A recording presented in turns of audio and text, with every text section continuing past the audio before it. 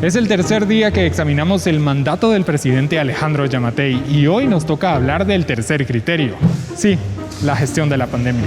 No requiere mucha explicación. Cuando hablamos de este criterio nos referimos a la capacidad del ministerio de tener un rol activo para continuar con sus propios programas de atención durante el coronavirus. Sin más preámbulo, volvamos a los números. Esta vez no tenemos un top 3, sino un top 5. En primer lugar estuvo el Ministerio de la Defensa, que sacó 84 puntos. En segundo, de manera empatada, están los Ministerios de Economía y de Trabajo. Y en tercero están los Ministerios de Relaciones Exteriores y de Finanzas, ambos con 67 puntos. En medio quedaron estos 6 ministerios, separados por 9 puntos. Ahora, del otro lado, los ministerios que peor han manejado el COVID-19 son 3. El Ministerio de Agricultura sacó 53 puntos, la cartera de Comunicaciones 52 y por último, pero no menos importante, está Salud, que sacó 28 puntos. Son 24 los que separan a Salud del penúltimo lugar.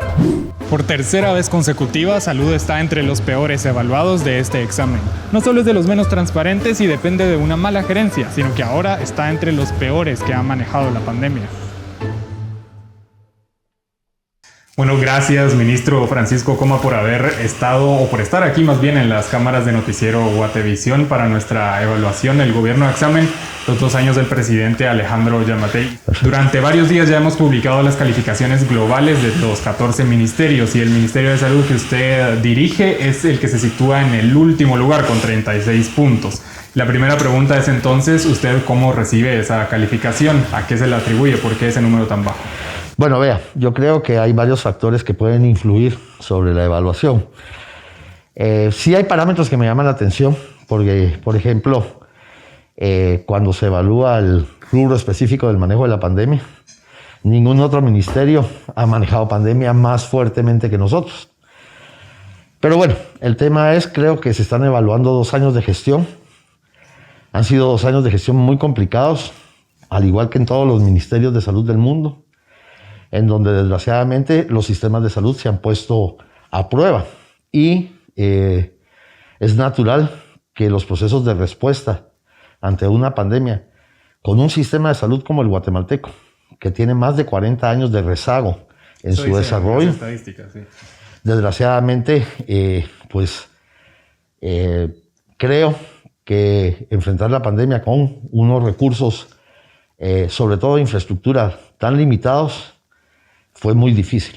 Aún con ese rezago que usted menciona, que ciertamente no es del ministro Francisco Coma, sino que viene de varios años atrás, hay críticos hacia el ministerio que dicen que su cartera pudo haber hecho más, sobre todo en el tema de vacunación. Y si quiere hablemos de cifras de un solo. Para el 2021, solo 5 municipios alcanzaron la meta de vacunar al 40% de la población. Hablemos de este caso de personas de 12 años o más, solo 5 en todo el país. ¿Qué pasó con el resto? Cuando uno ve los números de cierre en la población objetivo inicial, podríamos decir que sí alcanzamos la meta de la Organización Mundial de la Salud, del 40% de la población por arriba de 18 años de edad. Pero sí, no en todo el territorio nacional. No todo el territorio nacional, pero ahí, ¿qué pasó en esos ahí lugares? Influyeron varios factores. Uno, creo que se generó una campaña muy importante antivacuna. Desgraciadamente, creo que también fue un fenómeno que se ha vivido a nivel del mundo. Luego tenemos las características especiales de nuestro país, en donde tenemos una ruralidad muy grande, comunidades aisladas. Tenemos múltiples idiomas. Y creo que la posibilidad de hacer llegar un mensaje unificado para que toda la población entendiera la importancia de la vacuna no fue un objetivo que se haya alcanzado. ¿Usted lo reconoce? Que no Yo reconozco que ese objetivo fue un objetivo que se quedó rezagado, a pesar de que se hicieron los esfuerzos. ¿Y por qué quedó rezagado? Por Vea, ejemplo, le menciono, hay personas que dicen que faltaron esas justamente campañas en idiomas indígenas. ¿Qué pasó? ¿Por qué se quedó rezagado? Mire, fíjese que yo creo que se hicieron los intentos. Creo que la orientación fue una orientación muy dirigida a una campaña similar a la que se usaba anteriormente con otros sistemas de vacunación. Pero creo que en esta vacuna específicamente, como se generó un mensaje de tanto temor de que si la vacuna mata, que si la vacuna deja estéril, la parte que vinculaba que si la vacuna tiene un chip, creo que la combinación del miedo y el hecho de haber tratado de hacer una campaña convencional nos demostró que no estábamos cumpliendo los objetivos. ¿Y usted diría que la cuestión o el tema de los fondos también tuvo un papel importante para ese rezago? ¿No el hecho de que no hubiera dinero? No, yo creo que tuvimos dinero. Usted mencionaba que el dinero se utilizó, pero hay veces que los datos reflejan lo contrario. Por ejemplo, de todas las leyes que fueron aprobadas, ese paquete y todos los fondos que se hicieron disponibles luego de la intervención del Congreso, esos 4.400 millones, o aquí tengo el dato, más bien 1.400 millones no se ejecutaron al final del 2021. Bueno, ahí hay dos factores que hay que reconocer. ¿Por qué no se ejecutó ese dinero? Mire, hay un fondo de aproximadamente 500 millones de quetzales, o sea, más o menos la mitad, que correspondía a la posibilidad de seguir comprando vacunas. Y esto, ante la situación para el cierre de año, con la disponibilidad que teníamos de vacunas, entre las que se habían adquirido ya con Sputnik, más las que se habían adquirido con AstraZeneca, más las que estábamos recibiendo en concepto de donaciones y, sobre todo, tomando en consideración dos aspectos fundamentales de estos fondos. Tenían un direccionamiento específico a 3 rubros concretos. No estoy hablando en este momento del dinero de la vacuna. El de la vacuna eran 1.000 millones específicamente dedicados a vacuna.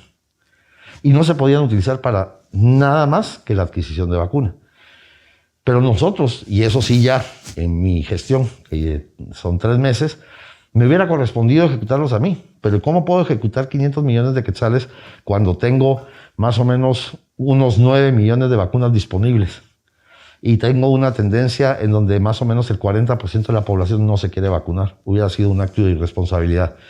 Y por lo tanto el dinero queda ahí. Decía que hubiera sido irresponsable seguir comprando más cuando las que ya habían en Guatemala, las que ya estaban acá, pues no eran bien recibidas necesariamente por todos. Pero ¿no cree que precisamente el hecho de que no eran bien recibidas también fue por causa en parte de lo que hizo el Ministerio de Salud, el secretismo de las Sputnik, el hecho de que no hubo campañas? Yo considero, y para ser honesto, que desde la perspectiva del secretismo, yo no puedo hablar de secretismo, primero porque al igual que cualquier persona que firma un acuerdo de confidencialidad, se debe uno de apegar y regir a lo que el acuerdo de confidencialidad exige o pide. Que ni se le quiso compartir a entidades del mismo Estado. So pena de que se incurra en una penalización para el Estado de Guatemala. Pero entonces la duda que queda es ¿por qué dejar que Guatemala dependa de este tipo de contratos y no haber, por ejemplo, agilizado la propuesta de ley para adquirir Moderna y Pfizer que lo necesitaban antes? Es que mire... Esa ley fue presentada hasta mediados de 2021. Es lo que le digo, yo no estuve en las negociaciones iniciales. Sé que había unas condiciones muy complejas desde el punto de vista de cómo se debía de manejar los procesos de resarcimiento. Guatemala no tenía un marco regulador, ¿sí? Y por lo tanto, cuando se enfrenta a esta situación, es cuando se tiene que tomar la decisión de ir al Congreso. Y esto, pues de alguna manera es un proceso que finalmente va abriendo y despejando caminos. Y regresando a las Sputnik, usted mencionaba que pues, se tuvo que recurrir a esa opción porque el tema de Moderna, Pfizer, que necesitaban una ley, representó un esfuerzo adicional para crear el marco regulatorio. Correcto. El asunto ahí es que mientras los funcionarios estaban en ese proceso, los contagios seguían y las personas pues, seguían muriendo. ¿Usted diría que el negocio de las Sputnik fue beneficioso para Guatemala? ¿Fue un buen negocio? Mire, yo no puedo hablar de un negocio para un bien tan preciado como es una vacuna. Pienso que fueron las decisiones oportunas en el momento oportuno. Cuando usted tiene la necesidad de enfrentar una pandemia, ¿sí? Y tiene una gama de proveedores, pero de los cuales solo uno se adhiere a las necesidades en forma inmediata, que es de acuerdo a lo que yo sé, lo que sucedió en ese momento, había que tomar la decisión. Yo creo que la decisión de la doctora Flores en su momento fue una decisión valiente, correcta. Y antes de que terminemos, no quisiera que culminemos la entrevista sin mencionar otros temas, porque la salud en Guatemala no solo es el COVID-19 o la vacunación. La desnutrición, que es uno de los temas medulares de este ministerio y que el mismo presidente Giammattei ha dicho que es una de las prioridades más grandes de su gobierno. Correcto.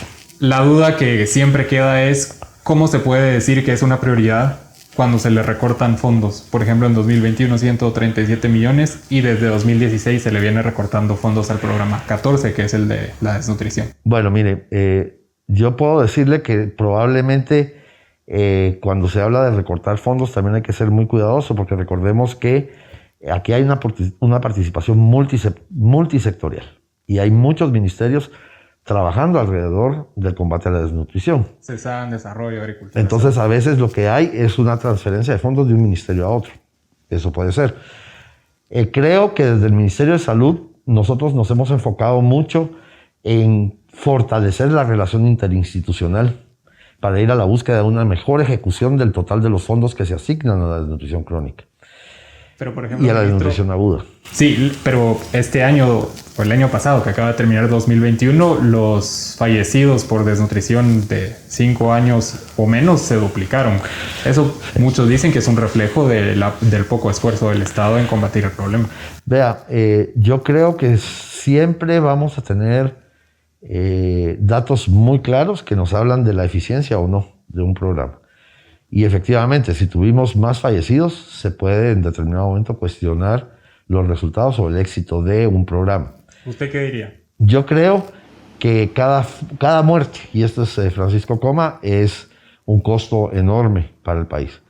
Pero creo que también, y desgraciadamente yo no me voy a justificar porque no se trata de esto, convivir un país, y vuelvo al inicio, con los rezagos de un sistema de salud, con una población en condiciones de abandono a lo largo de muchísimos años también históricos. Y además, con un factor agregado de la pandemia, que dificultó muchas veces que se pudiera tener acceso a las consultas prontas y oportunas para la población. Luego, las dificultades de la movilidad derivadas de las limitaciones de transporte, etcétera. Todo esto influyó en que hubiera un mayor número de fallecidos. Ahora, lo que sí es real es que se ha hecho un esfuerzo muy grande en poder alcanzar a más población. ¿Diría que ha sido suficiente ese esfuerzo? No, nunca va a ser suficiente. Guatemala necesita esfuerzos infinitos para salir de estas condiciones de pobreza en las que hemos vivido históricamente. Gracias, ministro, por esta entrevista. Le agradezco bastante. Para servirle un momento.